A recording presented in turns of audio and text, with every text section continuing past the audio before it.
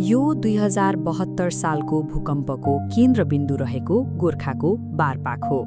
अहिले कङ्क्रिटका घरहरूले जताततै भरिए पनि 2072 सालभन्दा अगाडि यस्तो थियो।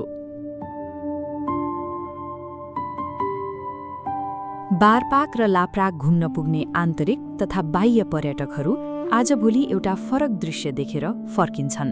जो मानिसहरू गुरुङ संस्कृतिको मौलिक पहिचान एकै नासका कालो स्लेट अर्थात् ढुङ्गाले छाएका घरहरू र परम्परागत सुन्दरता खोज्दै त्यहाँ पुग्छन्, उनीहरूले अहिले जताततै सिमेन्ट र कङ्क्रिटका आधुनिक घरहरू मात्र देख्छन्।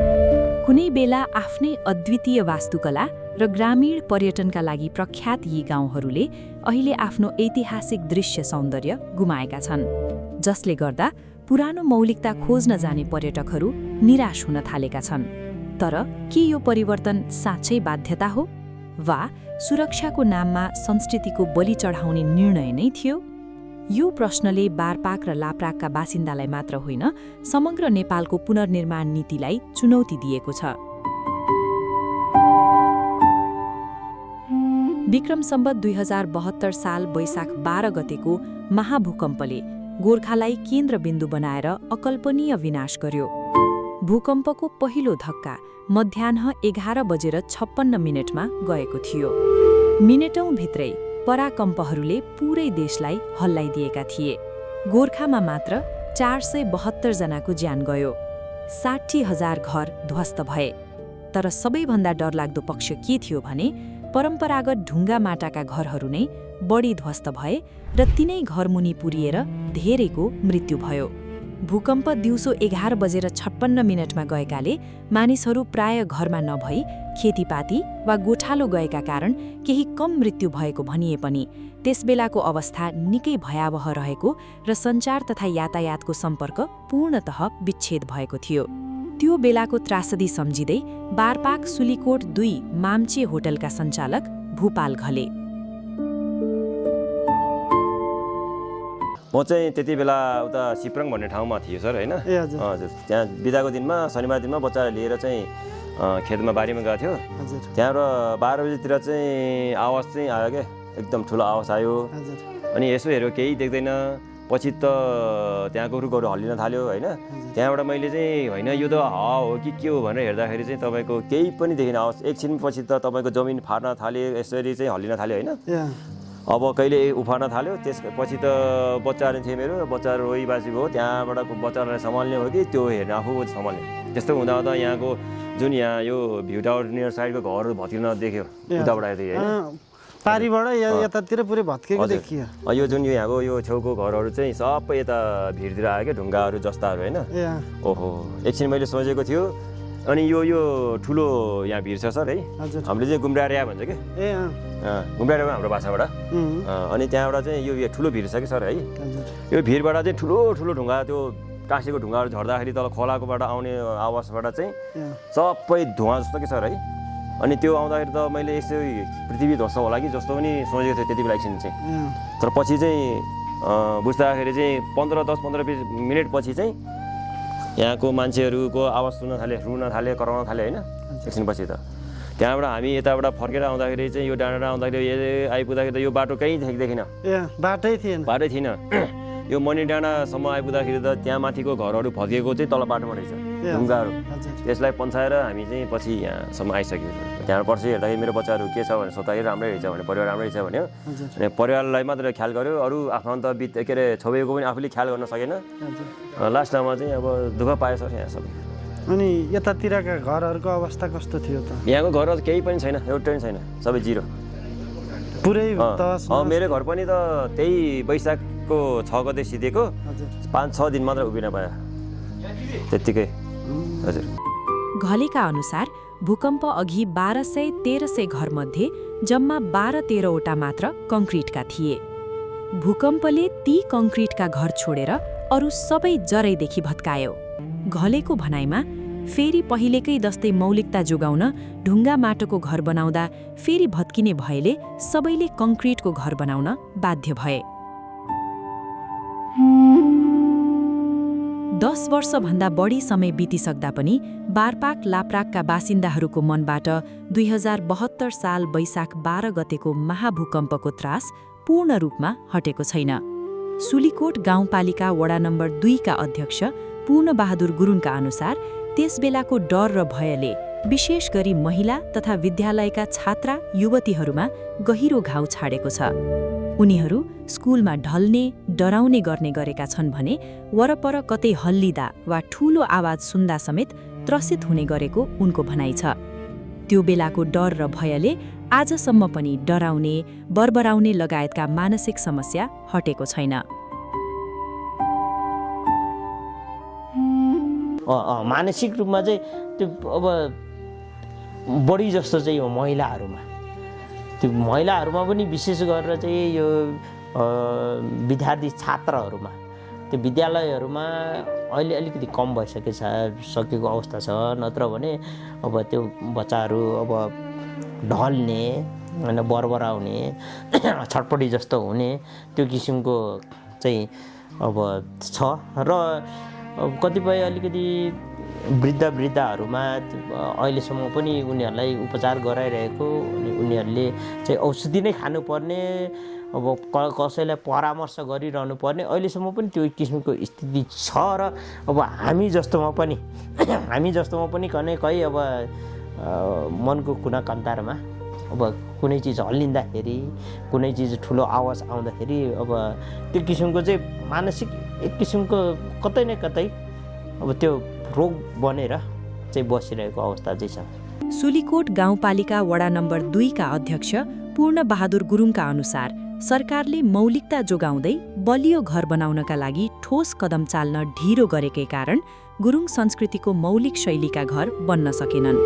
भित्री संरचना कङ्क्रिटको बनाए पनि बाहिरी छाना ढुङ्गाले छाएर मौलिक संस्कृति झल्किने डिजाइन पास गर्न भनिए पनि सरकारी प्रक्रियामा ढिलाइ भयो। झण्डै 2 वर्षसम्म त्रिपालमुनि बस्दा समेत सरकारले मौलिक डिजाइनको घरको नक्सा नदिएकाले स्थानीय कङ्क्रिटको भर पर्न बाध्य भए।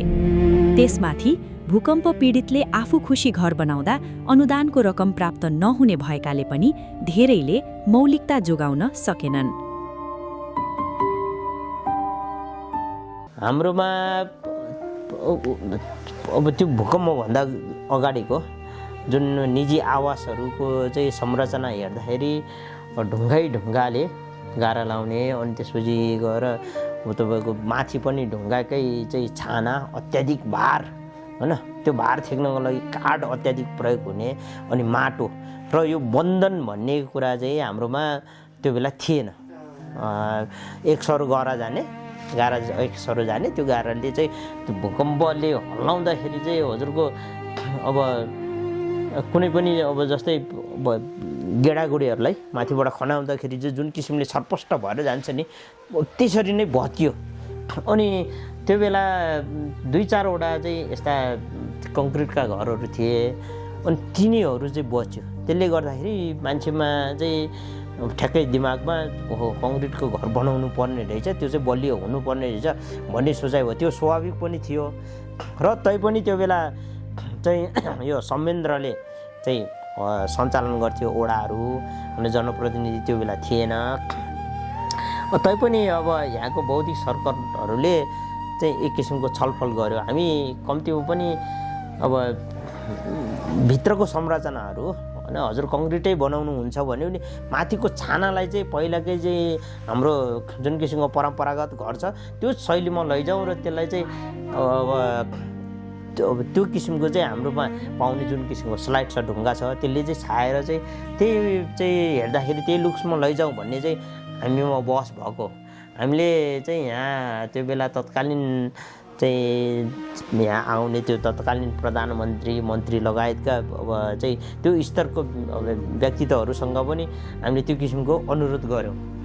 अनि अब भूकम्पपछि चाहिँ हजुरको अब आफू खुसी बनाउन नपाउने नेपाल सरकारको एउटा अब चाहिँ आवास निर्माणको लागि चाहिँ भूकम्प प्रतिरक्षात्मक चाहिँ त्यो किसिमको चाहिँ संरचना बन्नुपर्ने भन्ने किसिमको एउटा नियम आइसकेपछि हामीले त्यो किसिमको चाहिँ एउटा हामीलाई त्यो किसिमको डिजाइन दिनुहोस्, हामी त्यही अनुसारले बनाउँछु भन्दाखेरि चाहिँ जुन किसिमको 12-13 वटा डिजाइन आयो। तर त्यो हामीसँग चाहिँ यहाँको भूगोल, यहाँको संस्कार, यहाँको समुदायसँग मेल खाने चाहिँ त्यो अब घर रहेन होइन। त्यो हामीले के भन्छौँ भने त्यो चाहिँ अलिकति तल्लो हो होइन, अलिकति अब हजुरको अर्कै जातिको समाजमा चाहिँ स्वीकार्य हुने किसिमको चाहिँ त्यो किसिमको चाहिँ डिजाइन आयो। अनि त्यसले गर्दाखेरि अब 2 वर्ष लगभगसम्म यहाँको मान्छेहरूले कुर्यो।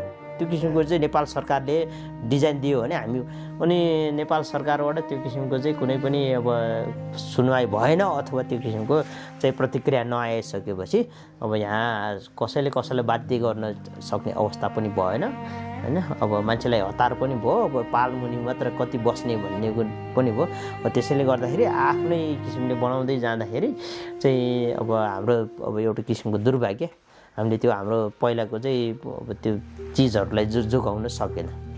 कङ्क्रिटका घरहरूको प्रवेशले गुरुङ र घले समुदायको जीवनशैली र संस्कृतिलाई गहिरो चोट पुर्याएको छ। परम्परागत घरमा हुने फराकिला पिँढी र खुला आँगनहरू युवा युवतीहरू भेला भएर गीत गाउने, सिप सिक्ने र सँगै काम गर्ने रोधी संस्कारका लागि अत्यन्तै महत्त्वपूर्ण थिए। तर सहरी ढाँचाका बन्द र साँगुला कोठाहरूले रोधी जस्ता सामूहिक अभ्यासहरूलाई खुम्चाइदिएका छन्। यसै गरी घरको बीचमा वा भान्सामा हुने अगेनो, जसलाई पितृ पूजा गर्ने र चिसो मौसममा परिवार गोलबद्ध भएर बस्ने पवित्र स्थलका रूपमा लिइन्थ्यो, त्यसलाई आधुनिक ग्यास चुल्हो र छुट्टै बन्द भान्साले विस्थापित गरिदिएको छ। भूकम्प अघि बारपाक नेपालको सबैभन्दा ठूलो एकीकृत गुरुङ बस्तीमध्ये एक मानिन्थ्यो। ढुङ्गाका छाना, साँगुरा गल्ली र एउटै शैलीका घरहरूले गाउँलाई विशिष्ट पहिचान दिएका थिए। यही वास्तुकलाले पर्यटकलाई आकर्षित गर्थ्यो। भूकम्पपछि सुरक्षित निर्माणलाई प्राथमिकता दिइए पनि पुरानो दृश्य पहिचान हराउँदै गयो। आज बारपाक र लाप्राकका नयाँ घरहरूले स्थानीयलाई सुरक्षित आवास दिएका छन्। तर प्रश्न अझै बाँकी छ, के सुरक्षित घर बनाउने क्रममा हामीले सयौं पुर्ष पुरानो गुरुङ सभ्यता, वास्तुकला र सांस्कृतिक पहिचान सधैँको लागि गुमाइरहेका छौँ? ढुङ्गाका छाना हराउनु केवल घरको परिवर्तन होइन, यो एउटा इतिहास हराउनु हो, यो एउटा सभ्यता हराउनु हो, र यो एउटा गाउँले आफ्नो मौलिक अनुहार गुमाउनु हो। भूकम्पले बारपाकको मौलिक गुरुङ बस्ती भत्कायो, तर त्यसैको सम्झनामा बनेको यो स्मृति पार्कले हजारौं पीडितको सम्झनालाई जोगाइराखेको छ। यहाँ उभिएको स्मृति स्तम्भ केवल ढुङ्गा र सिमेन्टको संरचना होइन, यो 2072 सालको महाविपत्ति, हजारौं परिवारको पीडा र पुनर्निर्माणको यात्राको मौन साक्षी हो।